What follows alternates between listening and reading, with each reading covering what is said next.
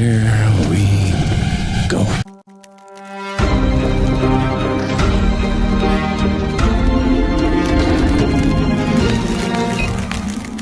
What's up, everyone? Jazz Borganzo. What's next? Your daily dose. Hope you guys are feeling good today on this Wednesday. Well, not going to do my normal intro, only because of what the story entails. And it's a very interesting story indeed.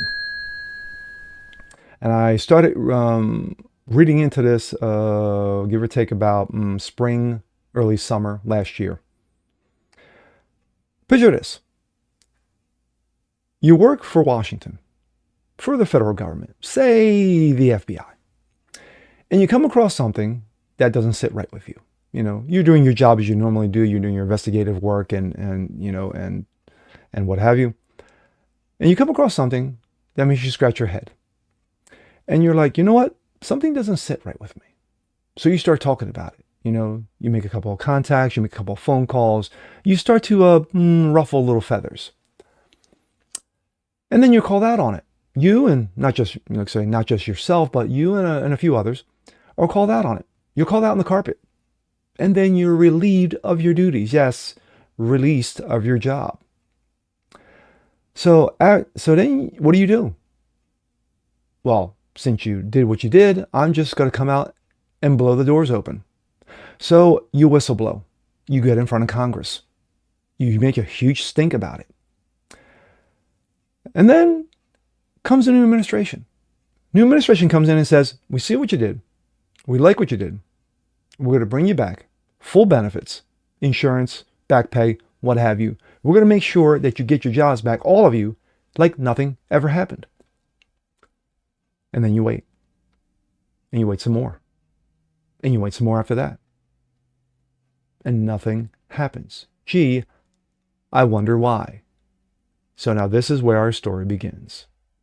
This is Steve DEACE, of course, of the Steve DEACE Show, and I mentioned him in the past on this program. And he is a straight no chaser. The guy doesn't mince words. The guy doesn't dance around on eggshells. Basically, he's stepping on landmines and he's throwing grenades. That's how he does his show. And here we go. First guest in the new year is an old friend.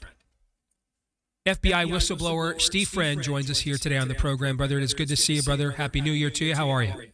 I'm doing all right. Happy New Year. Thanks for having me on today. So, Steve, I feel a little responsible for the mess that you're kind of in right now, because I remember the first time that we met, you had said that our show was one of the inspirations that kind of compelled you to come forward with the injustices that you were witnessing within the Biden regime at the risk of your own career.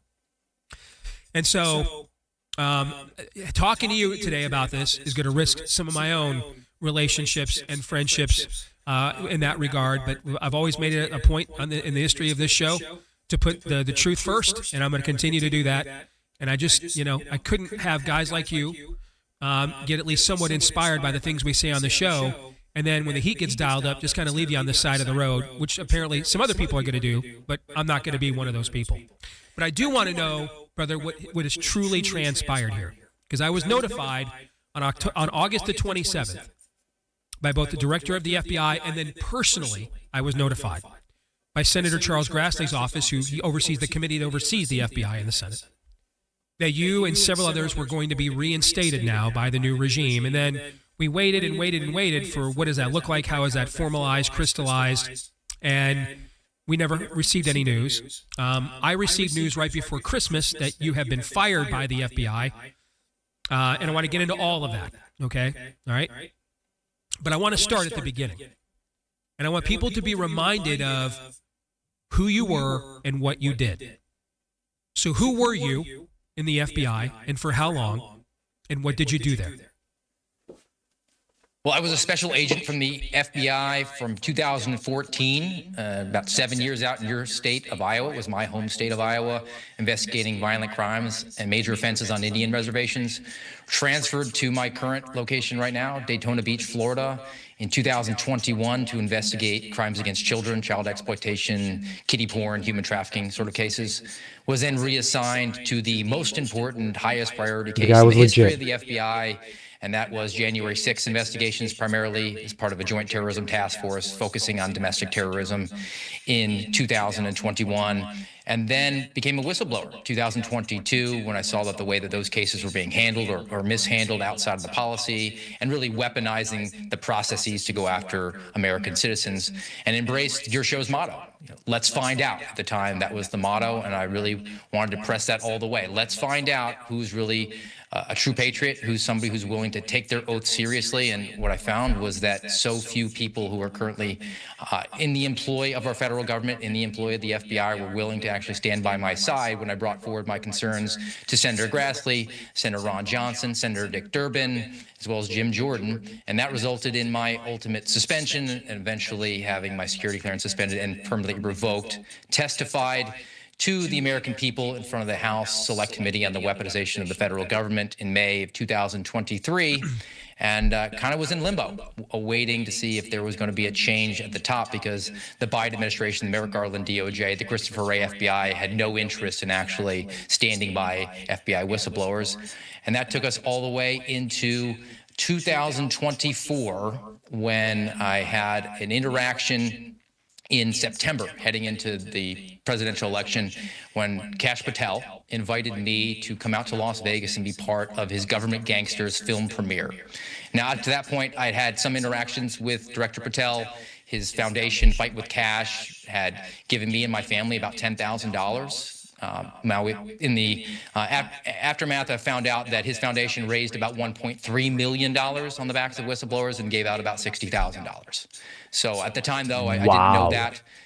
Had it face-to-face with him, he gave me the assurances that if President Trump was reelected, then there would be made right for me and other whistleblowers like me, and also voiced to me that he would, if he was in a position at the FBI or somewhere else, do everything he could to bring a weaponized government to heel, which was ultimately what my concern was. So into the transition after the election, was in multiple group chats, did some presentations, made some personnel recommendations to Kash Patel, policy recommendations, and then he was ultimately appointed the FBI director February of 2025, and then severed all communications with me and others like me who he'd been in conversations with. Gee, I wonder why that was. Dan Bongino was nominated or appointed the deputy director of the FBI. The announcement came out.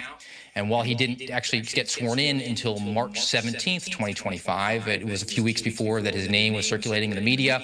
And Dan, to his credit, reached out to me. He had been one of the first people in media who I'd spoken to, had encouraged me to remain as loud and boisterous as I possibly could, because... And for those who don't remember Dan Bongino, he had one of the biggest podcasts on the internet. And I mean, he was like 1, 2, it was like him and Rogan, as far as fighting for who was number one. And he left all that to do his duty at the behest of Donald Trump to be deputy FBI chief. The moment that I went quiet was the moment that I was really vulnerable. And he said in all earnestness to me, March 1st, on a phone call, that he knew he was going into the lion's den and knew that there were a lot of vipers in the Hoover building, and he knew about me as someone being that I would tell the truth. I would call BS, and he invited me to be a member of his staff, to tap him on the thigh if anybody was talking past him and trying to manipulate him, and I accepted that. And it looks like this will be a long-form video, so I'll be in touch. And then never communicated with me again. In fact, what I found out afterwards was that he and Kash Patel were having conversations with Senator Grassley and telling the senator that I had character issues, which would actually preclude me from being brought back at all. Now let's advance it a little bit further into the summer, which he referred to, and that was the post on X from Director Patel that 10 FBI whistleblowers had been reinstated with full back pay, full security clearance, back to our original duties, all the benefits back in place. It's like Jell-O, poke your finger in it, pull it back out, we're all good to go, which was news to the 10 whistleblowers, because that hadn't been actually negotiated. In fact, Kash Patel was just looking for some public adulation, and he got put on the naughty list and was told to leave the country and go on vacation, which he did. He went to Scotland for a week while the DOJ cleaned up the mess he created, and wound up signing an agreement with me and others, 9 others, that we would be reinstated fully within 30 days, which would bring us to September of 2025, which came. and went with no progress. Then October of 2025, which came and went, no progress. Then November of 2025 came and went with no progress. Gee, seems like a pattern's going on here. And simultaneously, the FBI has had a lot of fumbles, Epstein lists, the Brown shooting, and nothing bigger than the January 6th pipe bomb case, which the Blaze intrepid reporters, Joe Hanneman, Steve Baker, broke a big story about an individual they identified as being the likely individual tied to that. And the FBI then mobilized to counter that narrative and brought forward an individual, Brian Cole Jr., an autistic My Little Pony fan, who was somehow able to elude America's premier law enforcement agency, funded to the tune of $11 billion for 5 years, having used his own credit card and car and cell phone 5 years ago. And as a private citizen on a podcast with another whistleblower, Kyle Seraphin, I voiced that concern, and I said that if in fact the director and the deputy director of the FBI are knowingly entrapping an innocent person so that they can impress the president or get all the accolades, then they better get right with their maker. Oof. And if I was ever in a position to met out some sort of sentencing, I would send them to prison for the rest of their lives. Nice. That happened on December 5th of last year.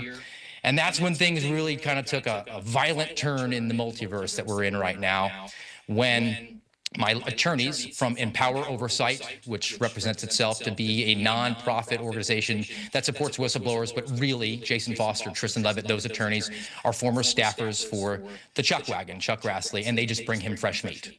The fresh meat there to allow the senator to exploit them and destroy their lives, and then just be a demonstration for how broken our system is. That's fine. They severed their representation of me in light of the comments that I made. They said that they considered me fully reinstated, even though I had no back pay, no security clearance, no job, no gun, no badge, no credentials. And I had no legal representation. Take us into the weekend. I get a phone call Sunday night, December 7th, from the FBI that says, I am to report to work the following day. And I did. I reported to work Monday, December 8th, was actually driven to Jacksonville. I was not the recipient of a gun because I didn't have an active security clearance. The FBI, in fact, told me they couldn't assign me any work, and I had to be escorted around like a prisoner to the facility because they couldn't allow me to have unfettered access to their facility. I didn't have access to a computer or a cell phone. They did give me a badge and credentials. And I wound up going to work Monday, Tuesday, Wednesday. I had no access to know what my vacation time schedule was. I had no insurance information, no back pay. And finally was told, you have 400 hours of vacation time. Feel free to use it. You have to use it the next year. So I 400 hours of back pay. Here's a badge. Here's your credentials. Your security clearance. But you get no gun, you get no computer, no cell phone, you get none of that. But you have your job back and you're fully reinstated. Okay. I did that Thursday, Friday, December 12th. Wound up leaving town to go to a Christmas event with my wife. We were across the state in Tampa when I got a phone call around 5:30, December 12th on Friday evening. You have to come back to the office. We need you to fill out some paperwork, which I said, look, I'm out of pocket. I can't be there. They said, okay, come back on Monday. An hour later, got a text message from Caitlin Dornbros, a journalist from the New York Post, that said she was working on a story about the FBI planning to fire me and wanted a comment. So apparently the plan was in that they were going to bring me back as sort of a humiliation ritual to fire me, but they didn't execute it properly because they leaked it to the media to besmirch my reputation before they had actually fired me. Wow. So I didn't comment and was called 7:30 in the morning, Saturday morning, told come back to the office, which I did at 12 o'clock, wound up getting a termination letter signed, autographed by Kash Patel himself, dismissing me as an FBI agent, and then 90 minutes later, the New York Post dropped their story, and then MAGA Inc. influencer crowd went to work to try to besmirch me and say that I had issued some sort of a veiled threat to the director, but somehow got a credential and badge 72 hours later. Bullshit. Wow. Wow. Why did all this happen, do you believe? Well, I believe being brought back was a retaliation for having spoken out about the January 6th pipe bomber arrest, ultimately, because it is just such a blight and such an obvious entrapment of an innocent person. I mean, let's pause there for a second. I want to come back to that. Let's make that a separate issue, okay? Because for months they were yanking your chain. I know because I was talking to you privately. For months they were yanking your chain before any of us knew. They thought knew about. I had any idea before Steve Baker did any of his reporting. I ever heard the name, or anybody else heard the name, Brian Cole Jr. Your chain was getting yanked for many months before that. I want to know why. That might have been the final straw, and we will get to that case.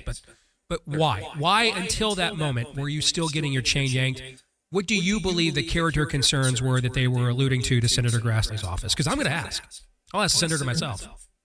There are no character issues. Actually, my personnel file had to be turned over, and there's nothing like that. But the whole chain yanking, let's drag this out as long as possible to make the process, the punishment, is to set a clear example and a clear message to anyone. It does not matter who is the occupant of the White House. It doesn't matter who's in charge of the FBI or the Department of Justice. If you commit the ultimate sin, and that is to speak out against these institutions, if you have a reasonable concern of waste, fraud, abuse, risk to the public safety, violation of rule, policy, procedure, the Constitution, or the law, and you step out of line and are unwilling to be a good German, then you will be punished. You'll have your life destroyed.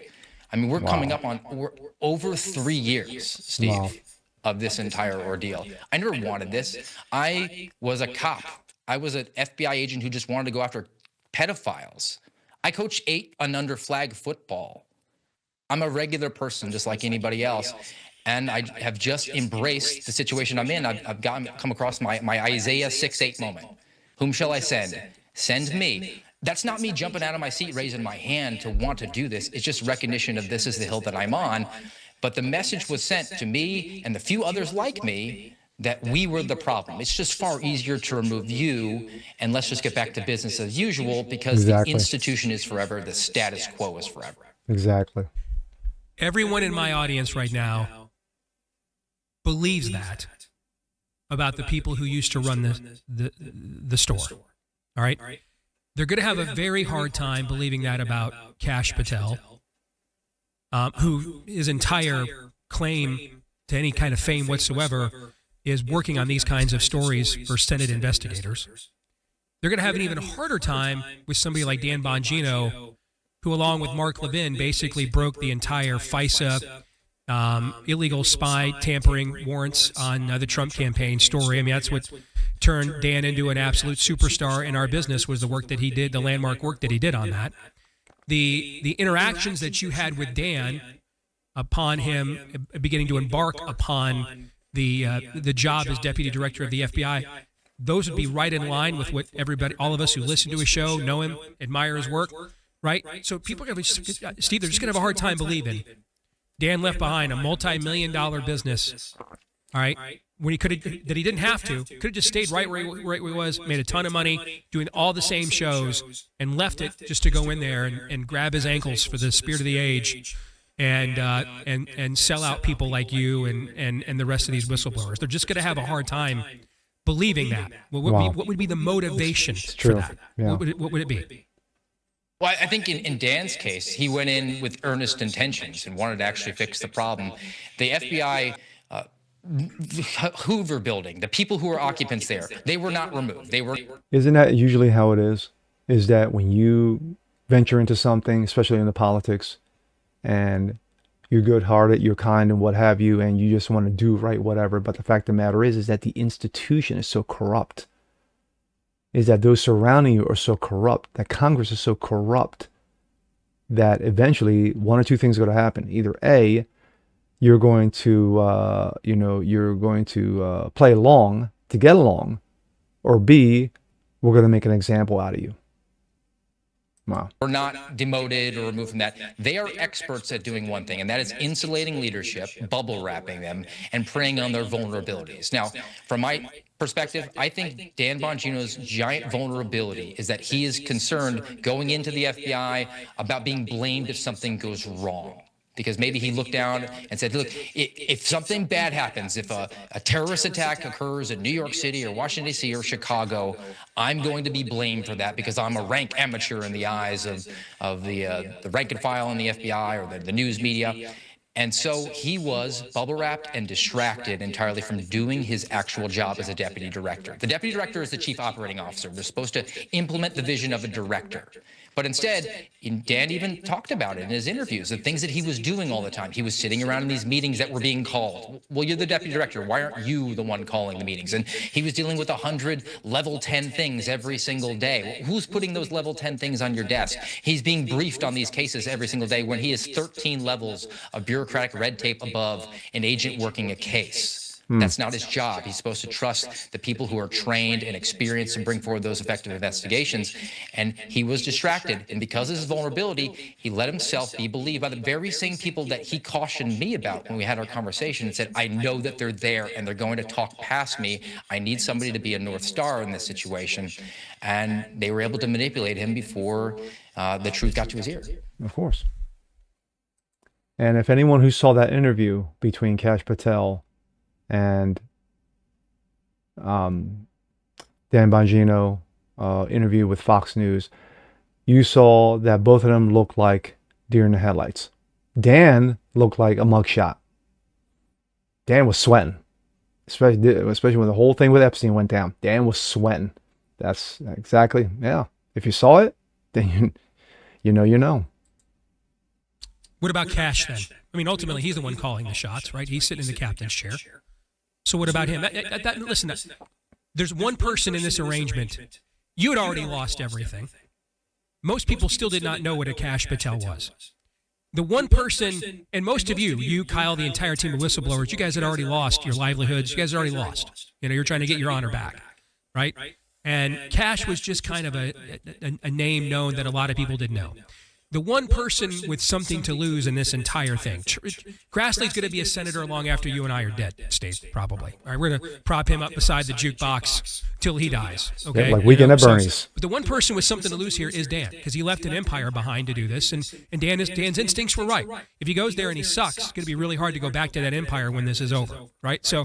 And frankly, he's kind of an amateur, right? He had a long, distinguished career in law enforcement, but nothing at this level of administration or bureaucracy, all right? So I think people could buy in that he could essentially just get run over by the bureaucracy and then just sit there after a few months and just think, I just got to make sure I come out of this entire thing alive. I think people could probably buy that explanation. I could see that. What's Kash Patel's excuse? He wants to live the life of a government princeling but you often live those lives. You often live those lives, Steve, by buying people like you off, not by setting people like you to go off. I mean, you know the saying: it's better having somebody like you peeing out of the tent than into it, man. You guys are peeing all over the tent right now. That's been my feed for the last couple of weeks. I mean, normally with guys like you, frankly, they either extinct you or buy you off. True. Just let you go and then let you say whatever you want. That's the most rank amateur move that I've seen in this entire story for the last year, frankly. Yeah. I'm not going to accuse him of being good at the con, but it is an actual con, right? I'm going to promise you something tomorrow if you give me what I want today. So just be quiet and behave, and maybe we'll bring you back in a month or 6 or 12 months. That's sort of the con he ran. And look, Kash Patel is flying around that $60 million jet more often than Christopher Wray. He's using the FBI SWAT teams to protect his girlfriend. He just ordered a brand new BMW, an armored BMW for himself to be transported and whisked all around.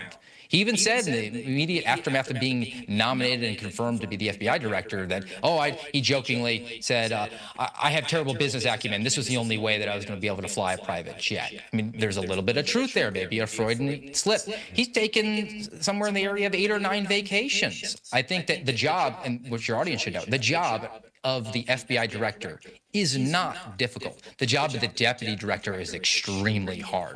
It's very ceremonial as the director of the FBI. You testify to Congress and you do some media hits if you want to. Christopher Wray really didn't do that. The deputy director is putting in 14, 16-hour days, is implementing that. The chief operating officer, it is not a ceremonial position. And maybe perhaps Dan Bongino kind of thought it was going to be something like that, like a vice director.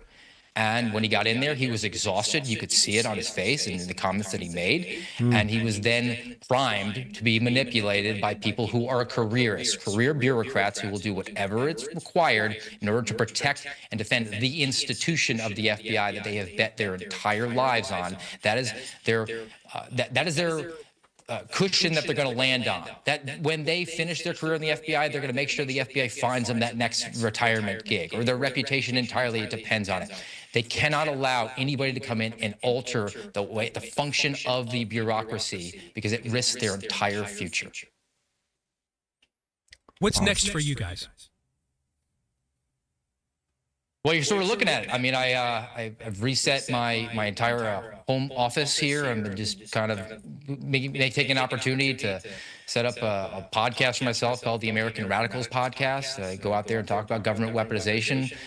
It's a fledgling effort. Just started it, relaunching it in the new year. But at the same time, my career prospects are next to nothing. So I'm going to talk to an attorney about what my options are at this point. Certainly leaking my status or their intentions to fire me ahead of time is something that's likely violative of Privacy Act or some employment law. That's something I need to look at. And regardless of whether or not you believe me or not, the DOJ signed a settlement agreement with me in August. Theoretically, that's enforceable if we live in the land of the free with a social compact that actually functions. They owe me back pay and benefits. They actually owe me more than that because by bringing me back, I forfeited over 400 hours of vacation time. He's going to and have all a the sick massive leave. lawsuit, So massive there's lawsuit, a class action six-figure lawsuit. sum that would be really good. And I'd really like to see some punitive damages attached to that, particularly knowing that the likes of Lisa Page and Peter Strzok got $1 million from the Merrick Garland DOJ.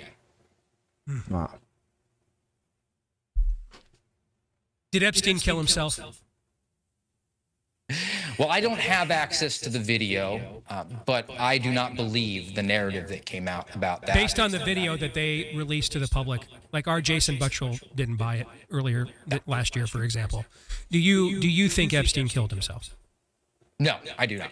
And neither does anybody else. I mean, he may have actually been his hands on it, but there was some sort of some force behind it that was making him make a decision that was in his own best interest, or maybe they actually had somebody go in there and physically do it. I do not believe that Epstein killed himself. Is Brian Cole the January 6th pipe bomber, do you believe? No, there's no way. He doesn't even fit the physical description or the physical appearance on the tape. There's now some compelling video evidence of his vehicle driving in different locations at the time that the pipe bomber was walking. And then you have the serendipity, the providential coincidences of the gait analysis with the Capitol Police officer on top of the other Capitol Police officers who, like bloodhounds, were able to find the pipe bomb before the actual dogs, and how the other individuals that were connected to it were pushing back on Thomas Massey's efforts to bring some transparency to the entire thing. I think we're looking at a modern-day Reichstag fire, and the institutions have to preserve the narrative at all costs, and they're willing to put an innocent person into a cage to do that. And I'll go back to what my quote-unquote veiled threat was. If you were willing to put an innocent person into a cage so that you can give a press release on your birthday, like Dan Bongino did, or to impress the president, or to, I don't know, maintain the institution's veil of legitimacy. Whatever the motivation is behind that, you put an innocent person into prison, and you deserve a prison cell for the rest of your life for that. Wow. Just wow. Normally I don't do videos this long, but being that the story was so interesting, as far as what was brought to the table by Steve Friend and the whistleblowers, that this shenanigans that he's been dealing with for the last 3 years, he risked his entire career, his entire life as a federal officer, as a law enforcement officer, to call out the bullshit. He saw the bullshit in January 6th. He saw the bullshit that was going on inside the DOJ. He was watching as, he saw how the sausage was made and wanted to just blow the doors open and say, hey, you know what? This is what's going on. But then he says the piece of resistance was the pipe bomb criminal, for January 6th, was bullshit. And he said it was bullshit. Because it's absolutely bullshit. This is nonsense. He was he was a law enforcement investigator, long enough to know that, what? Yeah, if it smells like bullshit, it's bullshit. And so having him dance around, for Cash Patel's a fucking clown. He is an absolute fucking clown. Bongino was on the hot seat. Bongino was like, shit, I'm seeing what's going on right now, and if I open my mouth, it's going to look bad on me. It's going to all fall on me. Something bad happens, it's going to fall on me. And I could see anybody in that situation doing the same thing. They say, hey, you know what? I just need to ride it out, and I'll be fine. And of course, those who don't know, Dan Bongino recently said, wave the white flag. Yeah, I gives. And he is retiring in, I think either this month or next month. He made the announcement last year. So there's that. But with this guy, Steve Friend, and along with a number of others, 9 others, 10 total, who put their careers in the line, their life was on the line, to basically call out the wrongs, to try to right the wrongs, and then getting shit on after being told, well, you're back, badge, credentials, gun, the whole shebang. We got you back. We got you back. Here's a question I'd like to know. Was Donald Trump aware of this? Is Donald Trump aware of the whole situation? And then, to make this guy be at the bad guy, well, he's got a bad attitude. Him and the other 9 others, they got a bad attitude. They got a problem. They've got people problems. He said, look in their file. There's nothing in his file. His file's clean. What are you talking about, my guy? Oh, well, we're just hearing things. It's about preserving the institution. Doesn't give a fuck about anybody else. It's about preserving the institution. So just because, you have Donald Trump in the White House, Vance as vice president, Patel, Bongino, just because you have the top heads are new, doesn't mean everything underneath them has been cleaned out as well. No, underneath them is still trash. The same trash that was working under a dementia-riddled patient as president is still there. It's not like they came in, not like Patel and Bongino came in and went full scorched earth and just roasted everybody and cleaned everybody out. Cleaned house, clean slate. I'm bringing in all new people, just like a, new coach would, being hired for an NFL team. Here comes the general manager. I'm going to bring in my head coach. My head coach is going to bring, he's going to bring in his offensive coordinators, defensive coordinators, and surround them people at the best people. Go get that out. The best people that he knows that can run this football team.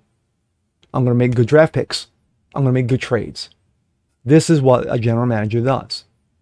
And the owner of the team says, hey, I brought you in general manager to do one thing. Win, win, win, win, win.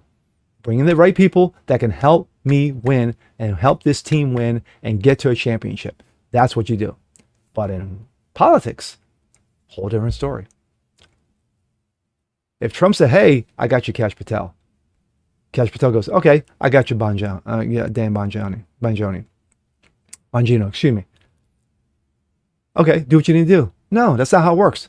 Those two didn't. If you thought that those two were going to come in and clean everybody out, bring in all new people to surround himself with, to make sure that the DOJ and the FBI are going to be run properly, they were sadly mistaken, especially when you got an old curmudgeon mother like Chuck Grassley still at the helm at the committee that actually oversees the FBI and the DOJ. If you didn't think politics was trash and bullshit before, well, now you know. This whole situation. This guy did nothing but his job. He did nothing but his job, and he got shit on because of it. This falls on Donald Trump. This falls on J.D. Vance. They should be aware of this whole damn fucking situation. And to me, I would have Cash Patel's ass. I would have his head on a platter at this fucking point. Dan was just doing his job. Dan was just going along to get along. And that's not Dan Bongino. That's not who he is. Anybody who's watched his show in the past know that that's not who he was. So, yeah, they pretty much had his hands tied. What could he do?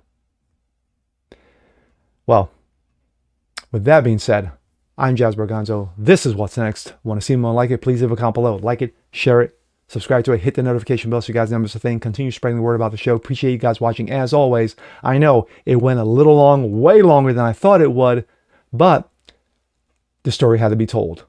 So we'll see you next time. Peace.